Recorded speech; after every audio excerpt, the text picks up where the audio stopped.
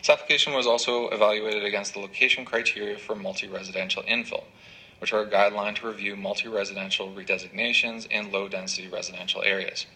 This application meets some of the criteria and doesn't meet others, the details of which are in the report, but at a basic level, the subject site is not considered appropriate for a 5-story building, considering its mid-block location. Administration is recommending refusal of this application. This concludes the presentation, and administration and the applicant are available to respond to any questions. Thank you for your presentation. Commission, questions for Mr. Wolf?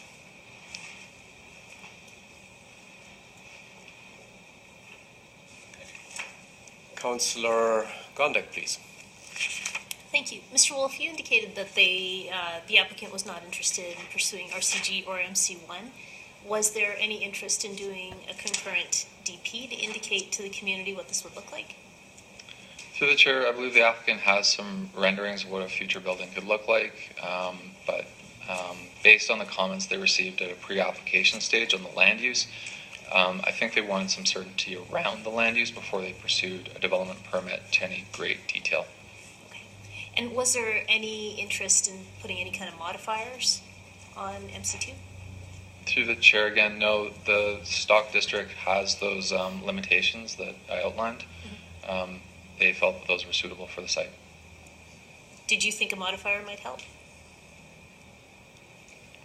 Through the chair, I think the main thing that is contentious about this application is the height, and the way to limit the height on this application would simply be to go to MC1. Okay. I might want to ask some questions of the applicant when it's appropriate. Thank you. Okay.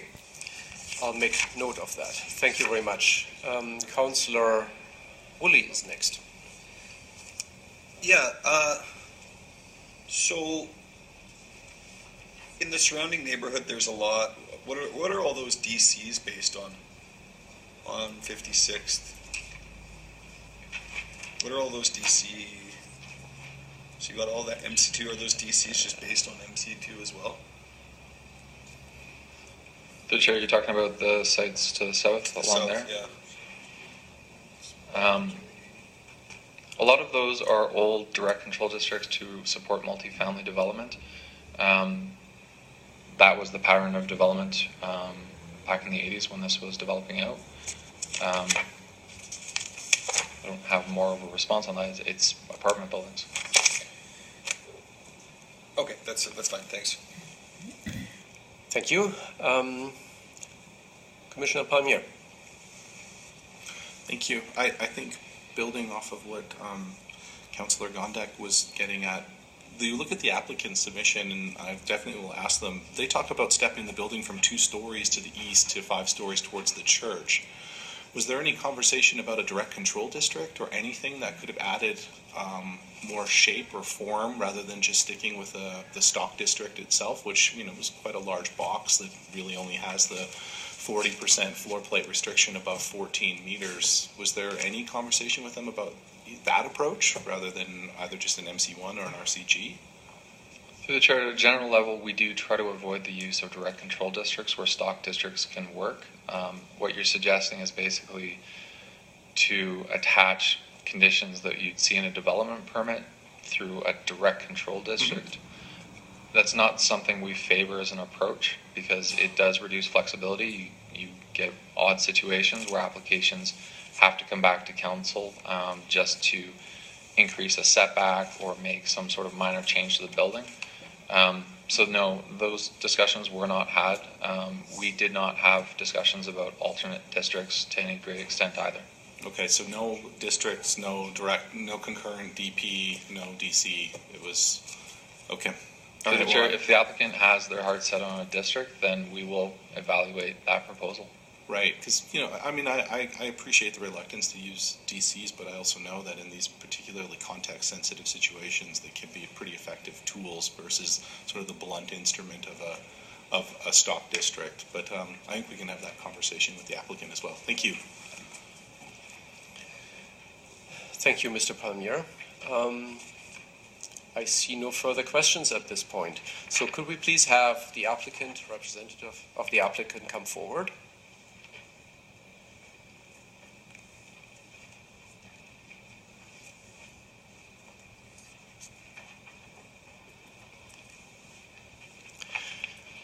Welcome, and if you could please introduce yourself and then only answer the questions posed to you by Commission. Yes, my name is Jerry Garvin. I'm a senior associate with Kasian Architecture. Welcome, Mr. Garvin. Thank you. I believe Councillor Gondek will, actually you draw second. Councillor Woolley is first. Why didn't you undertake a concurrent development process? There was some hesitancy from our client during the initial application. So the applicant wasn't interested, they just wanted the land use certainty without going through the work of the development permit? Correct, yes. So I guess I find that surprising. I mean, you don't have a lot of community support. There's quite a bit of, right, there's some context for Bleed, and you want to move forward on your project, but you're not willing to do any of the work associated with what this project might look like. I get the context of, the potential of a DC to show what you're going to do, but you're asking the community to take all the risk, and for you to transfer all the risk onto the community or in the city. Through the chair, we did offer to meet with the community association a second time to present elevations that we had prepared on the building showing the stepping. At that point, we were advised that we should go to a public open house, and we initiated a door-to-door canvass to see what type of support we had, and from there we are expecting to go back to an open house process. But you haven't had an open house to date? We did not, no. Have you engaged the church? We have talked to the church, yes. Okay. Okay, thank you, Councillor Woolley. Next is Councillor Gondek, please. Thank you. It's Mr. Garvin, right? Yes. Yes. So I noticed in the Windsor Park letter that is dated January 8th that there was no consultation. They said there was no consultation with the community association or the immediate neighbors. And from your submission, I can see that you did follow up with some engagement in March. Through the chair, that's correct. Okay, and you had one meeting with the community association and then another one. Did things improve in terms of the relationship over the course of those meetings?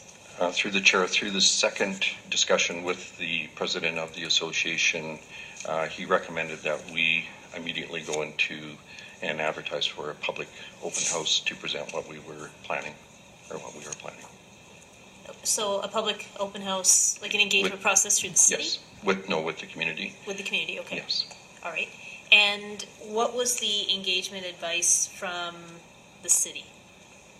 To proceed in that manner or to do something different? We advised the planner that we would be proceeding with an open house to garner additional support. And is that happening at some point, or?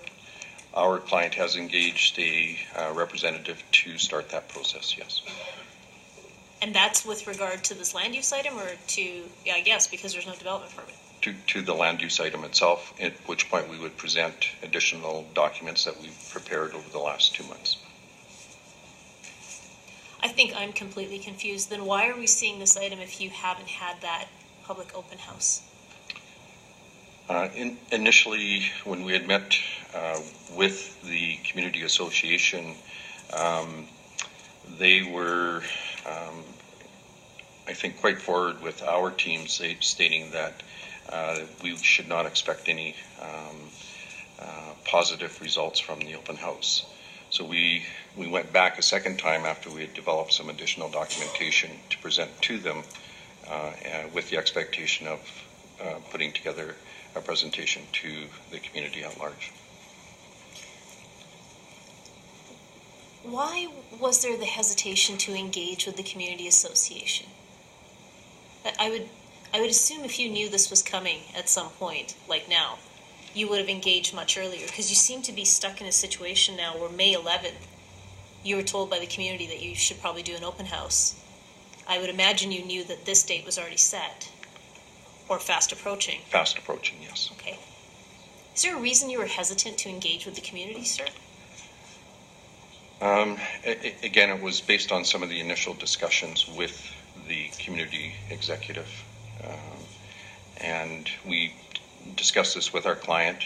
There was some hesitancy, but then we, through the process, we decided to go back to the executive, present the additional material, and from there proceed with public open house. And you were advised that RCG or MC1 might be a better fit. Is there a reason you felt it wouldn't be? It was based on the density that our client was looking for. That cannot be achieved with MC1. So MC2 appeared to be more appropriate with the requirements that our client was looking for. And were you interested in a DC at all, or? We were, again, through our understanding, DC is typically not supportive at the outset, so we chose not to go that route, but to go with the MC2. Okay, thank you. Thank you. Mr. Foat. Thank you, Mr. Chairman. In the preamble here, it talks about you've made application on behalf of the landowner, Darrell Winch, and the City of Calgary. Are they one of the landowners here too, or how do they fit in to you making an application on their behalf? Through the chair, there is a small sliver of land located at the rear of one of the sites, which had not been, pushed into the lot when the rear lane was eliminated. And so that piece of land or sliver of land, which is isolated, is still owned by the city as we understand it. Does your client intend to acquire that sliver of land as part of the development, or? Yes. Okay. I share some of the confusion here that my colleague, Councillor Gondek, has. And that's with respect to, there's an application, recommendation for refusal. Now you're going to go to an open house to do what? If this gets refused, I'm not sure you're going to come back with open house. I believe, through the chair, we would come back with additional material or a new application, yes. But at this point in time, it was to change the RC2 zoning to an MC2 zoning. So you may change your mind for the next application.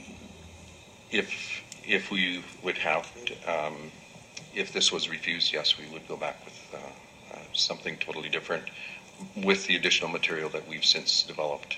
Had you contemplated withdrawing your application in light of the refusal? No.